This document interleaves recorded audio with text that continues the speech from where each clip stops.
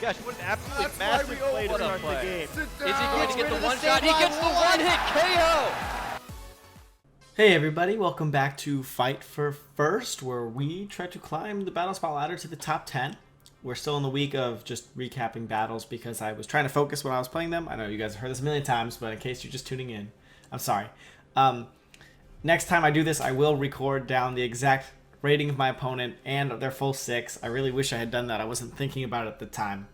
But what's really important about this guy, it was like looking like a Mega Salamence team. He had a Mienshao, and to me, Mienshao is almost always just a lead Pokemon. He also had the Talonflame, which I expected to have Tailwind, so I wanted to match his Tailwind, and I wanted to threaten it with, you know, a Landorus, because he had no Defiant or Competitive, so I didn't mind leading Landorus. I figured it could intimidate Salamence if he led a Salamence, intimidate KO a Talonflame if it started, and then I could match the Tailwind with my Togekiss. So that's where my leads came from. I brought Kangaskhan because Kangaskhan's freaking awesome, and in Tailwind he was going to take out, you know, my opponent's team pretty much. And then brought Conkeldurr because Conkeldurr could fight the Mienshao if I needed it to. It can also hit the Excadrill, which I can't one-shot with my Kangaskhan because I'm running Power Up Punch instead of Low Kick. But the thought process is that most Kangaskhan run Fake Out and most Kangaskhan run Low Kick right now, and that actually plays a huge role in this battle. So my opponent, I believe, is somewhere in the 1800s. I know last time I said we were going to play 1750, but I actually didn't save that battle. I don't know why. But in between this one and I think the last one, there was a 1750 Squirtle, who actually I recognize his name. And we played and I won, but I don't know why I didn't save that battle for some reason. So this is the following one. We should be at 1880, just about, right around now, I believe. So, here's the start. The Landorus Togekiss, I told you, because I want to match the Tailwind. I want to intimidate the Salamence. I want to intimidate the Talonflame. I want to KO the Talonflame. And he leads the Mienshao and his own Salamence. Now, his Salamence is obviously going to intimidate me. I'm going to intimidate him. And the Mienshao, Fake Out potential, Wide Guard potential, Rock Slide potential, and obviously a nice fighting move for Kangaskhan. So, right off the bat, I am in a pretty good position. I would not be surprised if he did a Fake Out first turn or Wide Guard. The Rock Slide right now, he's been intimidated. Not too worried about it. I have the ability to set up Tailwind. I have a threat on Mienshao with my Togekiss. The Salamence is probably, you know, going to Mega. Hope, you know, obviously almost. And even then, it's been intimidated. So I was like, what's my best thought process here? So he's either going to Fake Out or Wide Guard with Mienshao. I figured, okay, if he's going to Wide Guard, might as well Stone Edge. That's why I'm carrying Stone Edge on Landorus. And it'll be super effective against the Salamence. And if he fakes out, well, then no harm lost. I'll get the Tailwind up. Or if he fakes up the Tailwind, I'll get the hit off. So I didn't want to give him a free Dragon Dance. Wanted to make sure I punished him for this first turn with this lead positioning that I have here. So we'll see what he does. The Salamence does Mega first turn, gaining massive speed, some nice attack stats. And I was like, okay, that's fine. He's intimidated. I'm not too worried. And then he goes for the Fake Out, and he fakes out my Tailwinder. So, 2 parts here. I'm sure he doesn't want me to start outspeeding him. I mean, even though my Scarf is still faster, but like the rest of my team, I'm sure he doesn't want to let that happen. He was also probably afraid of a Air Slash coming onto his Mienshao, so that's why he faked that out. And my Landorus is already at -1, so I figured he thought he was okay. I'm going to Stone Edge this thing, though, and it's a 3-shot. Which is really depressing. Stone Edge does have a high critical hit ratio. I was fishing maybe for one of those. But it didn't do that much damage. And the thing is that he didn't protect first turn. And Salamence very usually protect on the first turn when they Mega Evolve for the speed. He didn't see a need to here, though, because he probably thought my Scarf was already faster than him. So might as well just attack on the first turn. There's nothing he's really gaining by protecting this first turn. But what really scares me is that he's a special Salamence. And he goes for the Hyper Voice. And I was kind of banking on the fact that, hey, I intimidated him, we're going to be fine. Now, my Togekiss is specially defensive, so I'm going to take this really well on the right side of my field. But the left side, not so much. My Landorus is going to lose over half of its health as Togekiss flinches. So as you can see, that's a 2-shot on my Landorus, and I can't 2-shot him back because of that Intimidate he got on me. So I'm like, oh, geez. Tailwind's not up. Landorus scarfed, so I can't protect. I have a Conkeldurr in the back. That's a no-go. That's gonna take massive damage. I can't switch that in. And then I have a Kangaskhan that hasn't Mega Evolved, and that's going to take some pretty big damage too. And I don't really want to switch that in. So I'm thinking to myself, what am I going to do? What am I going to do? Can I survive, you know, another attack here? Can I survive with the Togekiss, a Hyper Voice, and then maybe a Stone Edge from that Mienshao? And with the Citrus Berry here, my Togekiss will probably survive this turn if I don't, if I don't get crit or something. Landorus, don't want to switch out. Stone Edge, high critical hit ratio. Cross my fingers, hope for the high crit. Do the damage onto the Salamence. And if that does happen, I'm going to set up a Tailwind with my Togekiss so that my Kangaskhan can come in and not be threatened by this Mienshao. And with the Tailwind up, my Togekiss could also finish off this Salamence if the Stone Edge hits. So that's my thought process. Stone Edge here, Landorus is going down, Togekiss Tailwind, so the next turn I can lock down the Salamence with my Togekiss, and Kangaskhan can hit whatever it wants to on the left-hand side for pretty big damage. He ends up switching out the Mienshao, because it's a -1 or for whatever reason. Probably a good call there. Wide Guard isn't going to do anything. He knows I'm Stone Edging. For his Excadrill, which is a little bit scary. That's a little scary to me. And he protects the Salamence here. Why did he protect the Salamence? I have no idea. I have no idea. Maybe he just wanted a slightly better positioning against the Togekiss here. But it really seemed like just hitting me on this turn would have been a pretty good play. Maybe he thought I was going to double into the Salamence, but thanks to that Protect, I get a completely free Tailwind up. So just boom, all of a sudden free. So now that all of my stuff is double speed for the next couple turns, I have a couple options here. Can I get the HP? No, it's not going to give me the HP yet. I can Stone Edge and Air Slash into the Salamence to KO it. I can Stone Edge, hope for the crit, and protect Togekiss so I don't get KO'd by the Iron Head, because that's all freaking Excadrill tries to do to me all day long. Or I can Stone Edge and Air Slash. I can Stone Edge the Salamence, Air Slash into the Excadrill and hope for a flinch. Or I could switch out the Landorus and Air Slash the Salamence and hope for a flinch. I'm not looking to fish for flinches just yet. I don't want to risk the rest of this battle and my rating on it. So I'm going to make the safe play here. Protect the Togekiss, because having Togekiss on the field next to Kangaskhan is A+++. On top of the fact that if Landorus does and will go down this turn if I don't get the crit or if I miss Stone Edge, his Excadrill is going to be afraid of my low kick one-shotting him. My low kick. So what I'm going to do is I'm going to go hit the Salamence, hope for the crit, protect the Togekiss, because I want my Follow Me or full health, or, you know, pretty healthy when Kangaskhan comes out onto the field. So there's the Protect. I'm banking on that Iron Head, and I'm banking on just another Hyper Voice. Stone Edge does go and connects. So his Protect last turn, all it did for him, it did waste one turn of Tailwind, but it cost him another third, or a little bit more than a third of his health. So, don't know how I feel about that overall for him as an overall play. The Iron Head does show, no go. It's faster than the Salamence though, which is a little bit scary. What does that mean? Scarf? It's gotta be. Goes for a Hyper Voice, and the Landorus will be taken out. Now, what's awesome about this is I get to send out my Kangaskhan. I could have sent out the Conkeldurr, but I wanted to play a little bit of mind games on my opponent. And here's the deal. I'm in Tailwind right now. I have 2 more turns of Tailwind.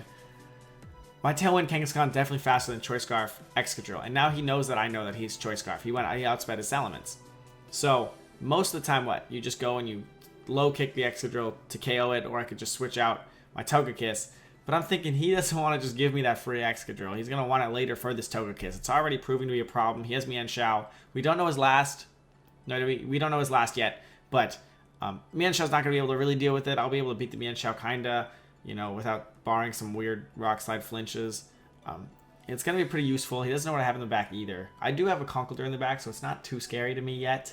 And I'm going to bank on the fact that he wants to save the Excadrill for this Togekiss, which is already proven to take that Hyper Voice really, really, really well. The Togekiss is faster than the Salamence already anyway, so I can lock it down with an Air Slash here. I know it's not going to be able to attack. It has to switch or protect. And I'm going to go and Power Up Punch into the Excadrill. Now, if he was ballsy and he went and Iron Headed, would I have been in trouble? A little bit more trouble. It could have been a little bit of a closer battle, because then I bring in the Conkeldurr, and then I have to make sure that the Salamence never gets to attack again by Sucker Punching it. But I'd have the Mach Punch and stuff on the the Excadrill. So I'm going to bank on the fact that he wants to save it and maybe protect the Salamence or something. He does switch out, afraid of the low kick, which would KO him. Unbeknownst to him, I don't have a low kick, so that's fine with me. I'm going to go and I Mega Evolve here. And both of my things are faster than both of his things right now, so keep that in mind. He went to save the Excadrill. Like I said, I run the Power Up Punch version because I have the Follow Me, next to it. He protects the Salamence, which is probably a good play there, so he doesn't just take free damage. Here's the Power Up Punch, and I'm going to get a +2 right now, which is awesome. Awesome, because +2 Power Up Punch is enough to KO Excadrill, which is awesome. So, +2, he shows Eject Button.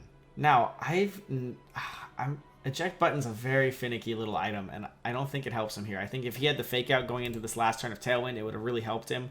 It would have forced me to call the Fake Out Protect, and then, take free damage on the Togekiss or whatever. I'd probably protect the Kangaskhan, and then he'd be able to free Hyper Voice. Or I guess not. He'd still be locked down. So I don't know. I think having that Fake Out might have been helpful on this turn, but the Eject Button is going to bounce on it either way. And he sends out his Talonflame. So now we know all four. Now Conkeldurr is going to have a field day with the Excadrill. He can have a field day with the Mienshao. He'll win one-on-one, no worries. If I can get rid of both of these two. So, what am I going to do here? I definitely don't want to let that thing, the Salamence, do free damage. Definitely don't want to let just, Talonflame do free damage, but I can't really help that. So it's my last turn of Tailwind. He just protected the Salamence. I'm going to go and fire off an Air Slash at the Salamence. I really want to get rid of it. I'm not going to risk a Sucker Punch and then him switching out and just getting out for free. I want to get rid of this Talonflame, though, for sure, because I want to make sure my Conkeldurr can be useful later. So I'm going to return into the Talonflame, Air Slash the Salamence. Worst thing you can do, Brave Bird one of my things, lose a Talonflame, and then probably switch in Excadrill and take a light Air Slash. That's probably the best hope for him right now. He would need a crit to really start turning this game around with this Talonflame. He goes to save the Salamence, which is pretty smart, because once I'm out of Tailwind, it'll be faster than everything of mine. He switches in the Mienshao, though. Don't know how I feel about that. I don't know why. He must have really thought he didn't need it. Big Brave Bird damage. A little scary. Maybe he thought if his Talonflame survived this turn, he could Fake Out. But, I mean, nothing's going to survive here. I'm just going to return everything. I'm +2. He did do a lot of damage with that Talonflame, but a little too late. And then if we just nail this Air Slash, which we do, he basically sent that in to sacrifice it. So I don't...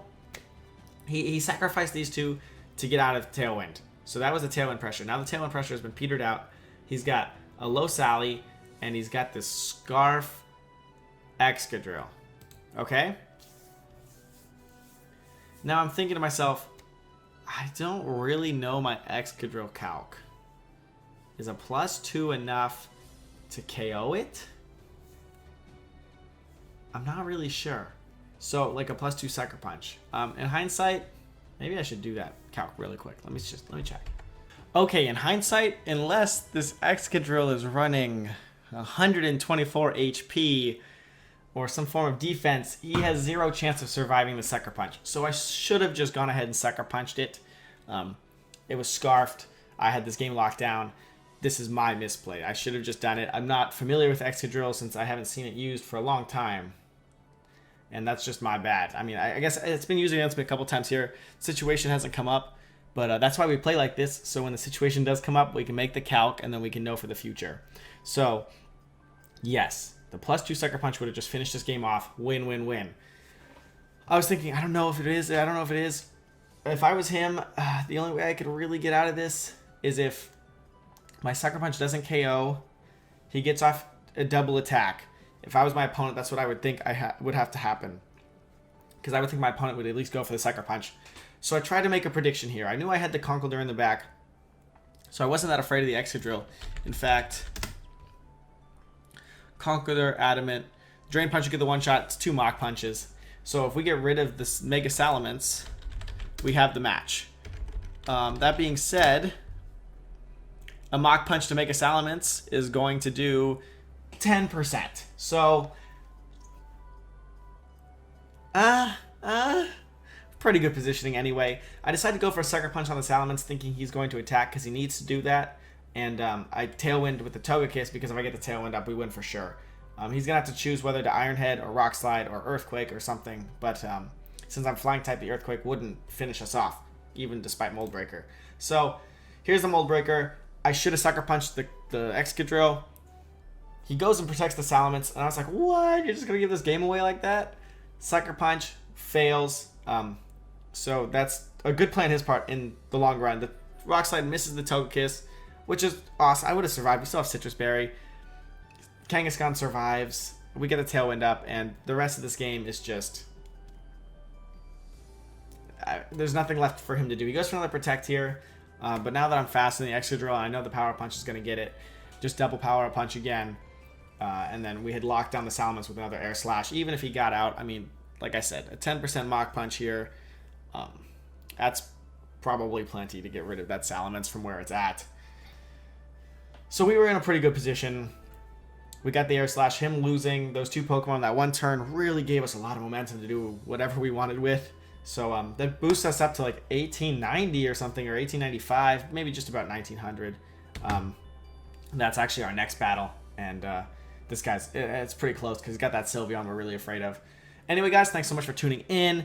Lots of great stuff here. Tomorrow morning, Road to Ranked. Tomorrow afternoon, another fight for first. We hit 19. We break the 1900s. We make the top 10. Basically, with this next battle, well, hold on. It might be 2 more battles to make top 10. We break 1900 with this one, but 1900 by itself, I don't think was just shy of top 10. Of course, I can't find it. Yeah, I can't find it. Anyway, thanks so much. See you guys next time, and yeah, stay frosty.